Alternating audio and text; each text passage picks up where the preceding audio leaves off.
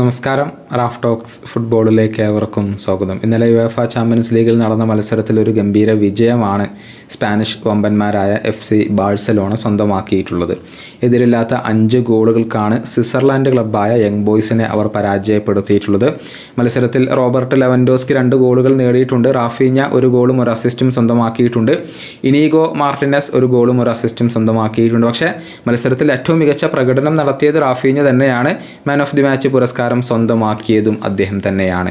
ഈ മത്സരത്തിൽ ബാഴ്സലോണയ്ക്ക് വേണ്ടി സ്റ്റാർട്ട് ചെയ്യാൻ 17 വയസ്സുകാരനായ ലാമിൻ യമാലിന് കഴിഞ്ഞിരുന്നു. ഇതോടുകൂടി അദ്ദേഹം ഒരു റെക്കോർഡ് സ്വന്തമാക്കിയിട്ടുണ്ട്. അതായത് യുവേഫ ചാമ്പ്യൻസ് ലീഗിൻ്റെ ചരിത്രത്തിൽ 18 വയസ്സ് പൂർത്തിയാകുന്നതിന് മുൻപ് ഏറ്റവും കൂടുതൽ മത്സരങ്ങൾ സ്റ്റാർട്ട് ചെയ്ത താരം എന്ന റെക്കോർഡ് ഇപ്പോൾ ലാമിൻ യമാൽ സ്വന്തമാക്കി കഴിഞ്ഞു. 9 മത്സരങ്ങളിലാണ് അദ്ദേഹം UCL ഇതുവരെ സ്റ്റാർട്ട് ചെയ്തിട്ടുള്ളത്. PSG താരമായ വാറൻ സൈരെ എമരി, അതുപോലെ തന്നെ റയലിൻ്റെ താരമായ ജൂഡ് ബെല്ലിംഗ്ഹാം എന്നിവരെയാണ് ഇപ്പോൾ ഈ ഒരു റെക്കോർഡിൽ അദ്ദേഹം മറികടന്നിട്ടുള്ളത്.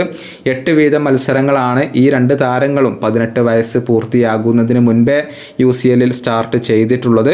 17കാരനായ ലാമിൻ യമാലിന് 18 വയസ്സ് പൂർത്തിയാവാൻ ഇനിയും ഒരുപാട് സമയമുണ്ട്. അതുകൊണ്ട് തന്നെ കൂടുതൽ യുവേഫ ചാമ്പ്യൻസ് ലീഗ് മത്സരങ്ങളിൽ അദ്ദേഹം സ്റ്റാർട്ട് ചെയ്ത് ഈ ഒരു റെക്കോർഡ് ദീർഘിപ്പിക്കാൻ അദ്ദേഹത്തിന് കഴിയും എന്ന കാര്യത്തിൽ സംശയങ്ങൾ ഒന്നുമില്ല. ഈ ചാമ്പ്യൻസ് ലീഗിൽ 2 മത്സരങ്ങൾ അദ്ദേഹം കളിച്ചു 1 ഗോൾ അദ്ദേഹം നേടിയിട്ടുണ്ട്.